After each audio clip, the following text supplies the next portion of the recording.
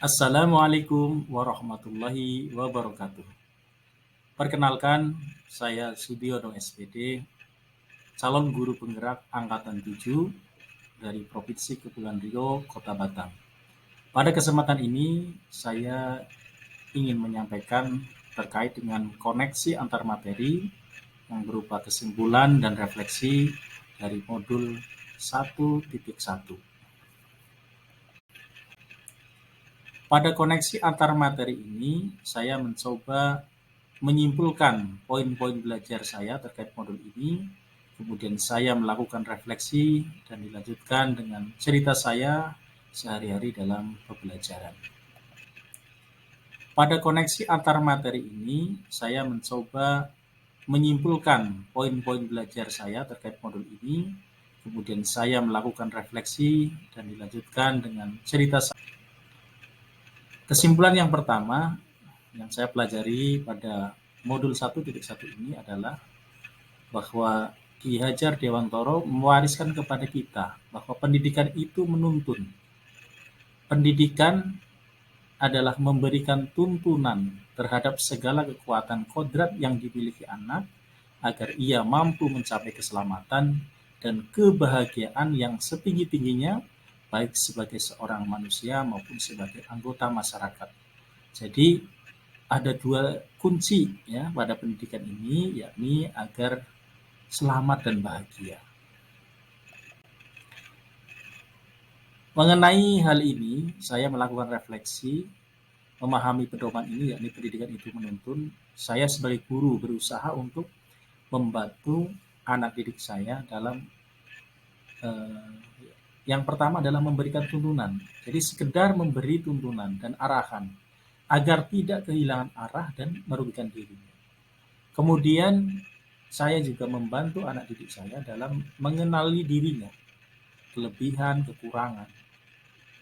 Kemudian membantu mereka dalam menggali potensinya. Kemudian menumbuh kembangkan minat dan bakatnya, serta meyakini bahwa masing-masing anak didik itu mempunyai kodratnya masing-masing terkait dengan potensi yang dimilikinya itu. Dan mengingatkan bahwa tujuan mereka mengikuti pendidikan yakni adalah agar mereka selamat dan bahagia. Kemudian di sekolah tempat saya mengajar dalam rangka untuk membantu menemukan kodrat atau potensi anak didik saya tersebut, saya menyiapkan beberapa asesmen atau tes ya. Yang pertama adalah terkait dengan tes gaya belajar. Jadi anak-anak saya berikan tes terkait dengan gaya belajar mereka sehingga nanti akan dihasilkan terkait dengan apakah mereka itu visual, auditorial, atau kinestetik. Kemudian yang kedua tes yang dilakukan adalah tes riasek. Tes ini adalah terkait dengan jurusan apa yang cocok mereka ambil nanti ketika mereka akan melanjutkan kuliah. Kemudian kesimpulan yang kedua yang saya pelajari dari modul ini adalah bahwa menurut Ki Hajar Dewantoro, pembelajaran budi pekerti, ya. Budi pekerti atau watak atau karakter merupakan perpaduan antara gerak pikiran, perasaan dan kehendak atau kemauan sehingga menimbulkan tenaga. Budi pekerti juga dapat diartikan sebagai perpaduan antara cipta, karsa, dan karya. Yang ini harus dimunculkan ya pada proses pembelajaran terhadap anak didik kita. Sebagai refleksi terkait dengan pembelajaran budi pekerti ini, sebagai seorang guru, saya mencoba memfasilitasi anak didik saya dalam memfungsikan akal dan pikirannya. Jadi mereka tuh harus memiliki mimpi, harapan, cita-cita. Jangan sampai mereka itu ada orang yang mengatakan bahwa mengalir saja Pak, begitu ya. Tetapi saya tetap mengatakan kepada anak-anak didik saya, kalian tetap harus punya mimpi, harus punya cita-cita. Karena ini sebagai bentuk motivasi ya. Ketika orang mempunyai mimpi, punya cita-cita, dia akan senantiasa mempunyai motivasi. Kemudian sebagai pendidik saya harus mampu menumbuhkan sikap empati dan simpati, ya. Empati itu adalah sikap kita itu merasakan, ya, merasakan seperti apa yang dirasakan oleh orang lain, gitu. Dan kepedulian, ya, kepada peserta didik dalam kehidupannya sehari-hari. Saya juga selalu memotivasi kepada peserta didik untuk selalu memiliki semangat juang dalam belajar, berkarya, berkreasi, berinovasi dalam mencapai cita-cita untuk kehidupan di masa yang akan datang. Dalam keseharian saya, ketika di kelas pembelajaran, saya sering berdiskusi dengan anak-anak terkait dengan apa cita-cita mereka dan bagaimana jalan untuk mewujudkannya. Mereka senang jika ada guru yang mau mendengarkan curhatan mereka. Dalam rangka menumbuhkan empati dan simpati, biasanya jika ada anak yang tidak masuk karena sakit, maka saya akan mengajak mereka untuk mendoakan. Saya ajak, mari kita doakan kawan-kawan kita yang tidak masuk karena sakit, semoga segera sembuh, gitu. Kita kirim doa untuk mereka. Dan bagi yang dekat, begitu, mereka nanti ketika pulang, kita suruh untuk menjenguknya. Dalam rangka untuk mengokohkan semangat juang dan belajar, sering saya ceritakan kisah-kisah yang menginspirasi mereka. Jadi banyak, itu misalnya cerita-cerita tentang orang yang latar belakang mungkin ekonominya tidak mampu, begitu. Karena ada kemauan, ada semangat juang yang luar biasa sehingga bisa berhasil. Kemudian kesimpulan yang berikutnya adalah bahwa pendidikan ini adalah sesuai dengan kodratnya. Pertama, anak didik kita adalah sesuai dengan kodrat alam. Artinya alam di mana mereka bertempat tinggal. Karena pada dasarnya tidak ada seorang manusia pun yang bisa memilih saya harus dilahirkan di Eropa atau dilahirkan di Asia atau dilahirkan di Afrika gitu. Jadi Tuhan sudah memberikan kodratnya bahwa dia lahir di Indonesia. Khususnya misalnya lahir di Batam, terkhusus lagi lahir di Kecamatan Belalang Padang di tempat saya mengajar. Di mana secara alam mereka adalah hidup di daerah pesisir. Kemudian sesuai dengan kodrat zaman, bahwa mereka dilahirkan di zaman yang berbeda dengan saya, gitu ya. Kalau dulu di zaman saya mungkin yang namanya teknologi masih terbatas. Kita masih hanya misalnya televisi, radio, gitu. Internet pun kalau di kampung saya itu memang belum ada sama sekali, belum mengenal, gitu. Tetapi pada saat ini, ya, mereka adalah digital native, ya. Mereka sudah sangat terbiasa dengan dunia internet, ya, dengan IT dan lain sebagainya.